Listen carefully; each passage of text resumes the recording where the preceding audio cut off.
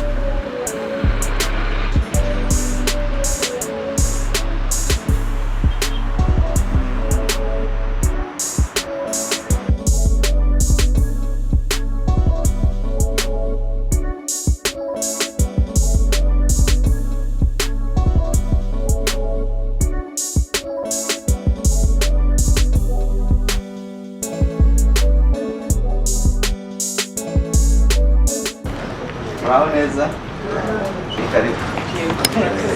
njyewe uri imbere yanyu rero nkaba nitwa Senyuba Faustin, nkaba nkora ahangaha mu ngoro y'amateka y'urugamba rwa Jenoside, akaba ari njyewe muyobozi wungirije w'iyi ngoro. So twishimiye rero kubakira, tugiye kwasobanurira amateka bamwe bapfa bazi, abandi batazi cyangwa se n'abandi bazi mu buryo bumwe cyangwa ubundi, ariko ahangaha nibwo tugiye kubaha amateka ya nyayo. Itariki 7 z'ukwezi kwa kane saa 9 za kumanywa, dusoreza ku itariki 4 z'ukwezi kwa karindwi kuri 94 mu mujyi wa Kigali ubohora. Ni amezi 3 gusa y'urugamba rwo guhagarika Jenoside no kubohora igihugu. Tubaze dushimire ubuyobozi bw'iyi ngoro mu bwaduhaye ikaze nk'abakozi b'akarere ka Kicukiro. Twaje rero turi abakozi ariko tunari kumwe n'abafatanyabikorwa bacu, harimo abahagarariye imiryango ishingiye ku myemerere ndetse n'abandi bafatanyabikorwa, kuko abaturage bari mu biganza byacu twese. Gukora uru rugendo rero tuje tubifitiye inyota. Rero mwiyumve mwikaze, n'ikindi kibazo cyose mwagira rwose turahari.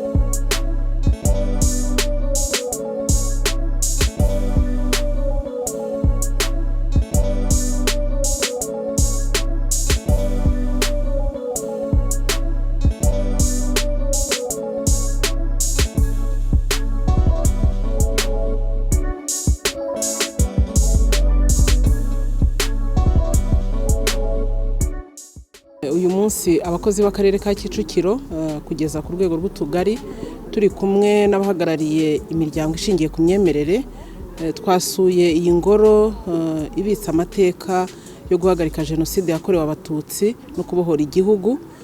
Impamvu rero twabikoze mbere na mbere twari tukiri mu kwezi kubumwe n'ubudaheranwa, twifuje rero ko kuza aha ngaha tukiri no muri uko kwezi tuje kuhafata amasomo mashyashya, izindi ndangagaciro, tuje kongera gusobanukirwa neza ikiguzi byafashe kugira ngo igihugu cyacu kibohorwe, kugira ngo jenoside yakorewe abatutsi ihagarikwe. Ariko noneho ayo mateka natwe aratureba, tugomba kuyamenya kugira ngo tunayabwire abo dushinzwe abaturage. Kuzana rero n'abayobozi b'imiryango ishingiye ku myemerere nuko nabo bafite aho bahurira n'abaturage bacu, kandi umubare munini w'abanyarwanda ufite aho ubarizwa mu madini n'amatorero.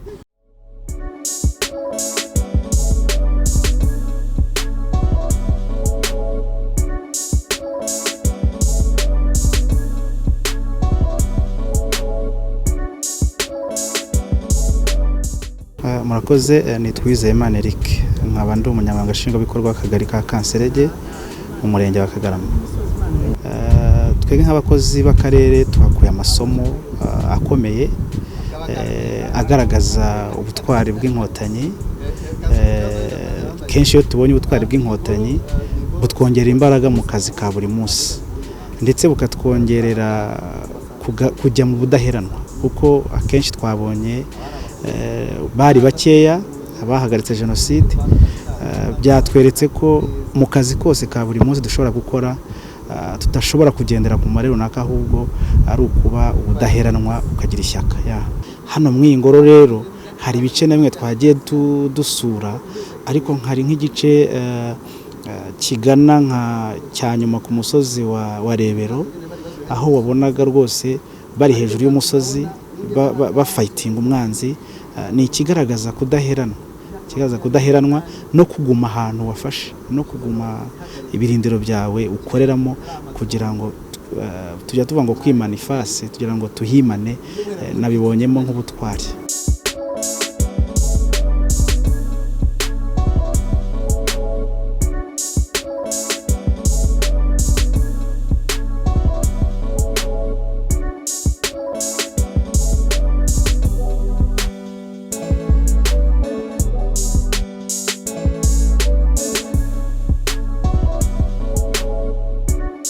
Amazina yanjye ni Uwanyirigira Delphine, nkaba ndi executive w'akagari ka Niboye. Ibyinshi umuntu ababyumva, ariko iyo ugeze muri ino ngoro ubibona nk'uwari uhari. Ikintu twungukiyemo gikomeye ni ukumenya amateka y'ukuri, kandi dushobora gusangiza abandi nk'abayazi. Isomo rikomeye ni ugukora akazi utarebeye ku masase cyangwa ku cyo uri buze gukura mu kazi, wenda umushahara, ugakora akazi ugakunze kandi ugatanga serivisi nziza. Ugatanga serivisi nziza ku muturage, utavuga ngo saa 10 zirageze, saa 11 reka ntahe. Hari ibyo twabonye, hari n'abatararyaga bakizirika udutenge mu nda kugira ngo intego bashaka kugeraho bayigereho. Isomo nakuyemo nk'umuyobozi ni ugukora akazi ngakunze kandi nkagakora neza.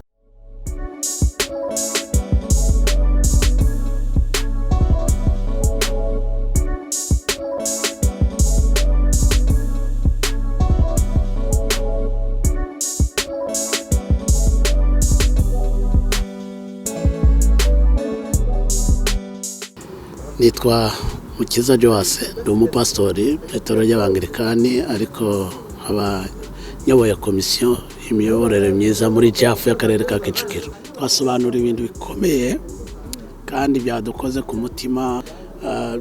Twasanze turi muri Kigali, abantu benshi batazi aha hantu, twumva ngo ni mu nteko ishinga amategeko. Byampaye umukoro w'uko umuntu wese yagombye kunyura akaza kwiga aya mateka, yaba umukuru yaba umuto, cyane cyane nkakuye umuhigo uko mu bo dushinzwe, cyane cyane mpere no mu itorero nyobora, baba urubyiruko baba bakuru, nzabakangurira kuza kwiga amateka ari aha hantu. Nasanze abayobozi iyo bavuga ngo mu nzego z'ibanze ngo ni bake ngo ntibabashije gukora ngo imirimo yabaye myinshi, nasanze twararegeje ni ukuvuga ko umuntu wese abifashe akabigira ibye, iyo Rwanda rwaba paradizo.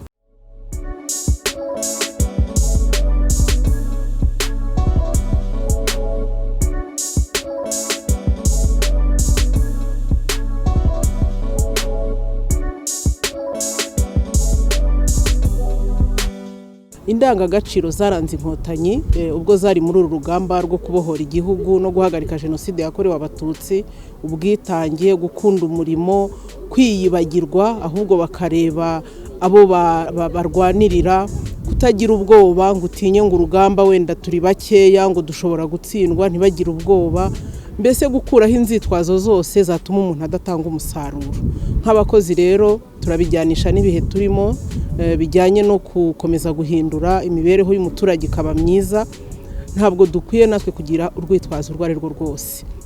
Niba hano hari ingabo 600 zirimo zirwanywa n'ingabo zari za leta ya Habyarimana, abajandarume hirya no hino, abajepe, ariko kubera wa mutima za ndangagaciro urugamba bakarutsinda, ni ukuvuga ko natwe icyo dusabwa ni wa mutima wo gukunda igihugu, wa mutima wo gukunda abo dushinzwe, wa mutima wo gukorera ku gihe no kudatakaza imbaraga, wa mutima wo gutaganya.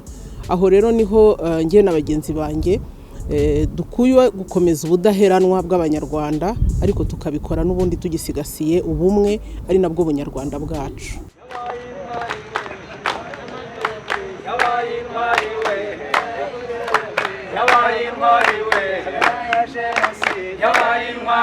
Hagarika Genocide, yabaye intwari we, Paul Kagame wacu, yabaye intwari we, Paul Kagame wacu, yabaye intwari we, hagarika Genocide, yabaye intwari we, ayobora urugamba, yabaye intwari we, abohora igihugu, yabaye intwari we,